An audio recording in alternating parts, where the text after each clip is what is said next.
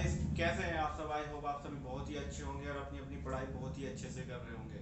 Guys, आज की इस वीडियो में हम लाए हैं कॉन्ट्रैक्ट अकाउंट का एक न्यू टॉपिक, और इस टॉपिक को डिस्कस करेंगे हम बहुत ही शॉर्ट और बहुत ही क्लियरली। गाइस, इस वीडियो को शुरू करने से पहले आपको केवल इतनी सी बात हमें बतानी है कि कॉन्ट्रैक्ट अकाउंट से रिलेटेड हमने अब तक 4-5 वीडियो आप सबके साथ शेयर की हैं। अगर आपने वो सभी वीडियो नहीं देखी हैं तो आपको ये छोटा सा सजेशन हमेशा जो मैं देता आया हूँ, अभी भी यही कहूँगा कि आप पहले वे वीडियो देख लीजिए। उसके बाद ये वीडियो देखने के लिए आपको काफ़ी आसान हो जाएगा। चलते हैं और बात करते हैं आज के इस टॉपिक की। तो गाइस, हमने पिछली वीडियो में सीखा था कि किस तरह से हम कॉन्ट्रैक्ट अकाउंट प्रिपेयर करते हैं।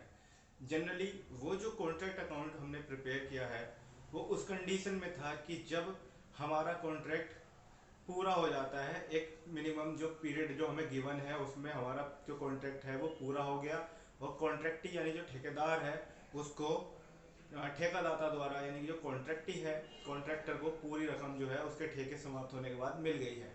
बट एक्चुअल में ऐसा नहीं होता है।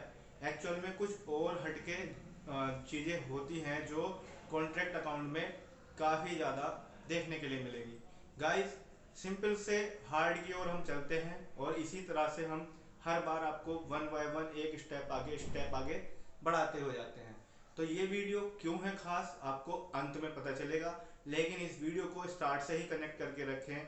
तो आज का हमारा टॉपिक है when contract work is incomplete. बहुत ही सरल भाषा में अगर मैं आपको बताऊं तो इस टॉपिक को कॉन्ट्रैक्ट अकाउंट की जान कह सकते हैं। क्यों? क्योंकि एक्चुअल में जो कॉन्ट्रैक्ट अकाउंट प्रिपेयर होते हैं वो इसी तरह के अकाउंट होते हैं। क्या है when contract work is incomplete? इसका मतलब क्या है कि जब कोई ठेका अपूर्ण स्थिति में होता है। सपोज कीजिए आपने अकाउंटिंग की 6 मंथ की या फिर 1 ईयर की अकाउंटिंग की, और जो आपका कॉन्ट्रैक्ट है वो बहुत लंबे समय तक लॉन्ग लॉन्ग पीरियड के लिए आपका कॉन्ट्रैक्ट है। तो वो आपको समझ में आ रहा है कि जो गिवन पीरियड टाइम है उसमें आपका कॉन्ट्रैक्ट पूरा होगा नहीं, और उस कंडीशन में हमको किस तरह से अकाउंट प्रिपेयर करेंगे, तो यही सब हम इस वीडियो के थ्रू सीखने वाले हैं। तो गाइज, जब भी क्वेश्चन में इनकम्प्लीट वर्क होगा या फिर कहना चाहिए कॉन्ट्रैक्ट गिवन पीरियड में पूरा नहीं हो रहा होगा, तो उस स्थिति में हमें वर्क इन प्रोग्रेस कैलकुलेट करना पड़ता है। यानी कि जब कभी ठेका पूरा नहीं होगा या ठेका पूरा ना होने की कंडीशन क्या होगी मैं आपको पहले बता दूं। सपोज कीजिए क्वेश्चन में दिया है कि आपको 1 अप्रैल 2020 का जो 20 की जो इंफॉर्मेशन दी गई है, या फिर 31 मार्च 2020 की, 31 मार्च क्लोजिंग की मैं आपको फिगर देता हूँ कि ये सारी जो फिगर हैं 31 मार्च 2020 की हैं, ठीक। लेकिन ये कह रहे हैं कि इस दिन को ठेका ठेका कार्य जो है 70% पूरा हो गया था, या फिर ठेका कार्य जो है 2/3 पूरा हो गया था। तो इस तरह की इंफॉर्मेशन आपको दी जाएगी। इसका मतलब क्या है?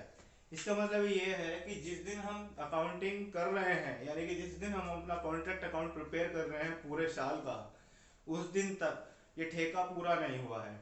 और ऐसी कंडीशन में क्या होता है गाइस, ऐसी कंडीशन में हमें उस ठेके को इनकम्प्लीट मानते हुए वर्क इन प्रोग्रेस उस अकाउंट में हमें दिखाना पड़ता है, ठीक। वर्क इन प्रोग्रेस में दो चीजें कंसिस्ट होती है, यानी कि दो चीजें शामिल होती हैं। नंबर 1 पर आती है वर्क सर्टिफाइड, यानी कि प्रमाणित कार्य का मूल्य हमें पता होना चाहिए। वो ये कैसे कैलकुलेट किया जाएगा ये भी हम आपको बताने वाले हैं अभी। दूसरी चीज होती है अप्रमाणित कार्य का मूल्य, यानी कि वर्क इन प्रोग्रेस दो कंडीशन से निकल के आता है। एक तो वर्क सर्टिफाइड, जितना काम आपका प्रमाणित कर दिया इंजीनियर ने वो, और दूसरा जितना कार्य प्रमाणित होने से रह गया वो। उन दोनों को जोड़ करके आपकी वर्क इन प्रोग्रेस की वैल्यू निकल के आती है, और ये कॉन्ट्रैक्ट अकाउंट के बाई साइड में लिखी जाती है, ठीक। आपको समझा दूं वर्क सर्टिफाइड क्या होता है। तो ठेका कार्य समय समय पर ठेकेदाता द्वारा अथवा उसके द्वारा नियुक्त इंजीनियर अथवा ओवरसीयर द्वारा निरीक्षण किया जाता है। जो ठेके का काम होता है उसका टाइम टाइम पर, जैसे आपने देखे होंगे जो रोड्स बनती हैं, सरकारी रोड वगैरह बनती हैं, पुल बनते हैं, तो ये एक दिन में तो बनेंगे नहीं, 6 महीने में नहीं बनेंगे, इनको सालों लग जाएंगे। तो वहां पे क्या करते हैं अगर गवर्नमेंट इनिशिएटिव है, कोई गवर्नमेंट काम है, तो उसके लिए सरकार द्वारा नियुक्त किया गया एक इंजीनियर होगा। वो इंजीनियर जेई जिसे बोलते हैं, जेई है, और ऊपर उससे एक्शन है, बहुत सारे होते हैं। तो वो सब क्या करते हैं, आपके उसको पास करते हैं कि कितना काम पास हो गया। यानी कि पास करने का मतलब हो गया सर्टिफाइड करना। ठीक, तो जितना काम सर्टिफाइड कर देगा इंजीनियर, वो तो हो गया आपका वर्क सर्टिफाइड। अब एक बात और है, ये हमेशा ध्यान रखने योग्य बात है कि सपोज कीजिए इंजीनियर ने आपका 80% काम जो है सर्टिफाइड कर दिया, तो कभी भी ठेके जो देने वाले होते हैं वो जितना काम सर्टिफाइड होता है उसकी रकम पूरी पूरी नहीं देते हैं। उसका भी 60%, 80%, 90% तक पैसा मिलता है। बाकी बचा हुआ पैसा वो आगे भुगतान करते हैं। ठीक है, रोक लेते हैं, किसी कारण से रोक सकते हैं कि फाइनलाइज होने तक देखते देखते हैं। क्योंकि ऐसा हमेशा कॉन्ट्रैक्ट अकाउंट में हमेशा ऐसा होता है कि जब तक काम पूरा नहीं होता है तब तक पूरी पेमेंट नहीं होगी, और कभी कभी तो काम पूरा होने के बाद भी काफी समय लगता है पूरी पेमेंट होने में। ठीक, तो ये बात आपको समझ में आई कि जो वर्क अनसर्टिफाइड है, यानी कि जो वर्क सर्टिफाइड है, प्रमाणित कार्य है, वो क्या है, वो इंजीनियर द्वारा पास किया गया काम है।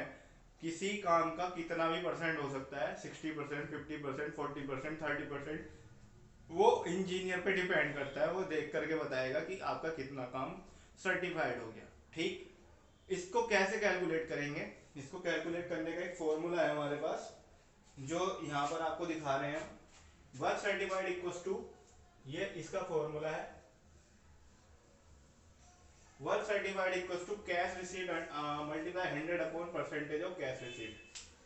ये क्या है, कैश रिसीव्ड, जो पैसा मिला है कॉन्ट्रैक्टर को, कॉन्ट्रैक्टी के द्वारा जो पैसा दिया गया है, वो पैसा लिखेंगे, मल्टीप्लाई 100 करेंगे क्योंकि टोटल कॉन्ट्रैक्ट 100% होगा। और ये देखेंगे कि जो कैश रिसीव्ड हुआ है उसका कितना परसेंट है। सपोज कीजिए आपका 2 लाख रुपए आपको कैश रिसीव्ड हुए, 2 लाख रुपए मिले हैं आपको, कॉन्ट्रैक्टी द्वारा 2 लाख रुपए दिए गए हैं। और ये कह रहे हैं कि ये ठेके का 2 लाख रुपए जो है ठेके का 20% ही है, कि 10 लाख का ठेका था। ठीक, तो ये कितना निकल के आएगा, तो बर्थ सर्टिफाइड कितना हो गया, 10 लाख रुपया। ठीक है,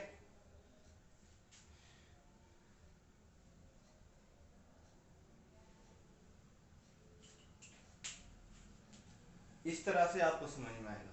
ठीक है, ये क्वेश्चन में गिवन होगा, कहीं भी टेंशन लेने वाली बात नहीं है। अब दूसरी चीज क्या होती है, अप्रमाणित कार्य की बात करते हैं। अप्रमाणित कार्य का मतलब है वर्क अनसर्टिफाइड। तो ये सिंपल सा है, जितना काम इंजीनियर द्वारा सर्टिफाइड होने से रह गया है, यानी कि जो सर्टिफाइड होने के बाद जो काम बचा है वो अनसर्टिफाइड वर्क है। ठीक, ये भी क्वेश्चन में गिवन होता है, कहीं कहीं हम इसकी कैलकुलेशन भी करते हैं। तो आने वाली वीडियो में हम इसी तरह के क्वेश्चन को करने ही वाले हैं। न्यूमेरिकल सेक्शन में इन सब का बहुत बड़ा रोल होने वाला है। तो इसलिए मैं हमेशा से कहता हूँ कि कॉमर्स की दुनिया में आपको रटाया नहीं सिखाया जाता है, और हम हमेशा नए नए वीडियोस के थ्रू आपको लाते हैं, वो बताते हैं हर चीज को कॉन्सेप्शनलाइज बिल्कुल क्लियरली। तो गाइस, मिलेंगे आपसे अगली वीडियो में एक अगले टॉपिक के साथ, तब तक के लिए बने रहेगा कॉमर्स की दुनिया का। Thank you so much.